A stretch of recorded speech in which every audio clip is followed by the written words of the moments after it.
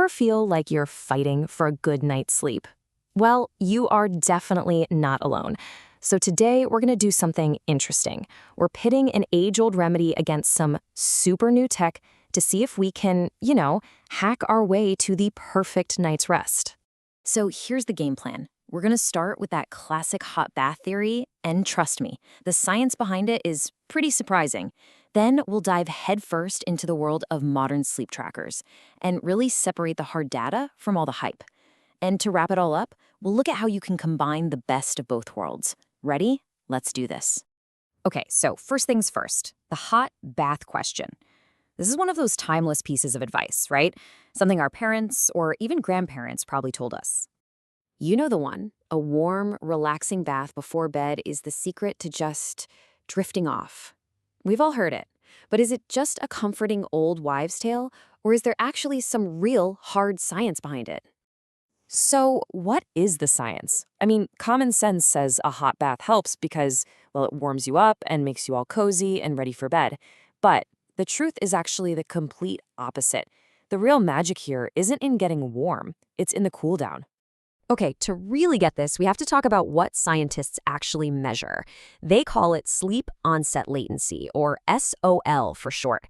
It sounds fancy, but all it means is how long does it take you to fall asleep once the lights are out? And of course, the lower that number, the better. And this secret to lowering that number? It comes down to something called the distal proximal skin temperature gradient. Yeah, I know, DPG. Sounds super complicated, but I promise it's pretty simple. It's just the temperature difference between your core, your torso, and your extremities, like your hands and feet. The bigger that difference is, the higher the gradient, it means your body is actively dumping heat, and that is a huge signal to your brain that it's bedtime. So how on earth does getting hot make you cool down? It seems backwards, right? Well, think of it like this. The hot water warms up your skin, and that makes all the blood vessels near the surface open up. They dilate. This rushes a ton of warm blood to your skin. Then, the second you step out of the bath into the cooler air, whoosh, all that heat just radiates away from your body. Your core temperature plummets. And that drop, that's the biological starting gun for sleep that your brain is waiting for. Okay, so this is crucial. It's not just that you take a bath, it's when you take it. And a huge study actually figured out the perfect sweet spot. The best time to do it is 1 to 3 hours before you plan on going to bed. That gives your body the perfect amount of time to go through that whole cooling down process we just talked about. And wow, look at this. This really shows you how powerful that timing is. The data is pretty clear. If you take a bath 1 to 2 hours before bed, you can cut the time it takes you to fall asleep by almost 21%. But get this, if you push that to 2 or 3 hours before bed, it's even better. You're looking at a drop of over 27%. I mean, that is a huge improvement from something so simple and completely tech-free. So there you have it. Something super low tech, a bath, can have this huge scientifically proven effect. But now let's flip the script and go to the complete other end of the spectrum. Let's dive into the high-tech world of sleep tracking.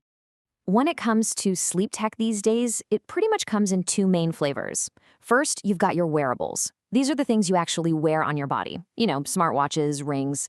They use little sensors to track your movement, your heart rate, all that good stuff. And then you have nearables. These are the gadgets that are near you, but you don't wear them. We're talking smart mattresses, monitors on your nightstand. They use things like sound or even radar to keep an eye on you while you're sleeping. And man, do these things collect a ton of data, an absolute mountain of it. They're tracking how long you sleep. They're trying to figure out your sleep stages, light, deep, REM sleep. They map out your habits, your routines, and a lot of them just boil it all down to one single sleep score and might even flag if you're having any breathing issues. But with all this data comes the million-dollar question, right? How much can you actually trust it? And that brings us to the promises and, some of the pitfalls of all the sleep tech. Okay, so here's the real issue. There is no industry standard for this stuff. None. Every company has its own secret recipe, its own algorithm for guessing what your sleep stages look like.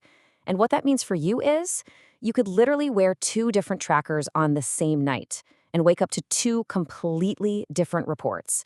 It's kind of the Wild West. And this right here is probably the most important thing to remember. Look, these gadgets can be fantastic for just making you more aware of your sleep, for spotting broad trends over weeks or months, but, and this is a big but, they are not medical devices. So if you're really struggling with sleep or your tracker is constantly throwing up red flags, that's your signal to go talk to a real doctor, not to try and diagnose yourself with an app. So, where does that leave us in all this? How can we actually use this stuff to our advantage? Combine that old school wisdom with this new school data to get the best of both worlds. All right, let's tie it all together. And this really breaks it down perfectly. Think about it. A hot bath is a simple, proven action. It's something you do to help you fall asleep faster. A sleep tracker, on the other hand, is a high-tech tool for analysis. It's something you use to understand your patterns over time. See, they're not competing against each other at all. They're totally complementary. One is about taking action, the other is about observation. So at the end of the day, the real power here isn't about choosing between the old way and the new way. It's about using them together. You can use that perfectly timed bath to help you get to sleep, and then use your tracker to see, hey, is this habit actually improving my sleep quality over time? The power is totally in your hands. So the real question is, how are you going to combine this ancient wisdom and modern data for a better night's sleep?